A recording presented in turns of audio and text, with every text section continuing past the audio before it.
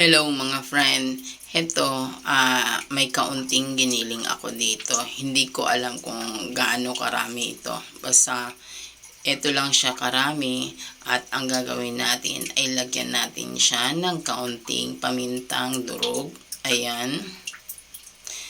Kaunti lang po or depende po sa dami na gusto ninyo at kaunti rin na dami ng asin or ng pampalasa. At kung meron pa kayong idagdag ay nasa inyo. Lagyan din natin ng kaunting asukal. Ayan po, at haluin po natin ng maigi. Ayan, i-mix po natin sila ng maigi. At habang minimix po natin, ayan po, ilagay na rin po natin ang ating sibuyas. Ayan. At ang ating bawang at ang ating kinchay or celery kung meron kayo. Ayan. Haluin po natin mabuti. I-mix po natin sila ng maigi.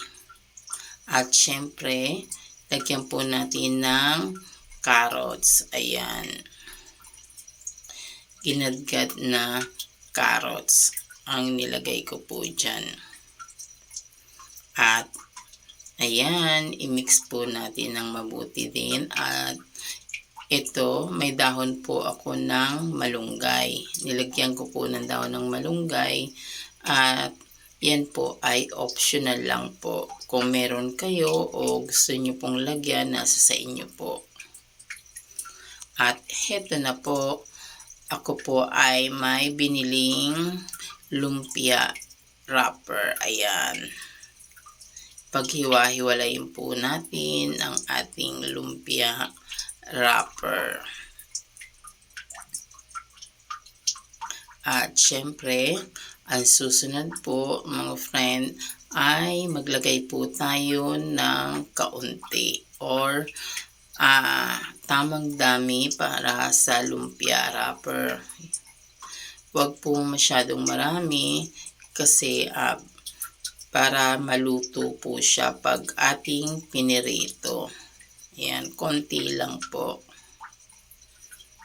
Ayan, ibalot na po natin or irap na po natin. Ayan.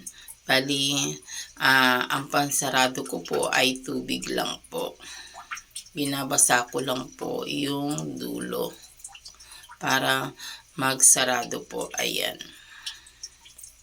Ayan. Nakagawa na po tayo ng isa. At gawa pa po tayo uli. Ayan. Balutin na po natin. Ayan, ang gilid. Kailangan masigurado po na nakabalot po ng maigi. Ayan. Ito na po, nabalot na po natin. At medyo marami din po ang ating nagawa. At ngayon ay magpainit na tayo ng ating kawali. Ayan. Maglagay na po tayo ng ating mantika. Ayan, yung tamang dami lang po. Ayan, painitin po natin sa katamtaman. Huwag po masyadong mainit kasi baka masunog agad ang ating lumpia. Kailangan po ay sa katamtapang apoy lang po. O medyo mahina po kasi para maluto po yung meat sa loob, yung karne, yung ating giniling. Ayan.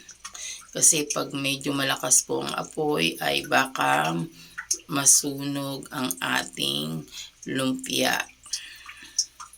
Ayan. Hanguin na po natin kapag ang ating lumpia ay nag-golden brown na po. Ayan. At patuluin po natin. Ayan, nagpangalawang salang na po ako. Ayan, dandahan lang po talaga ang apoy. Huwag masyadong malakas kasi baka nga po siya ay masunog at balibalik ta rin po natin para hindi po agad masunog. Ayan, heto na po ang ating mga lumpia. Wow, ready to eat na po yan. Masarap po. Tara, kain po tayo.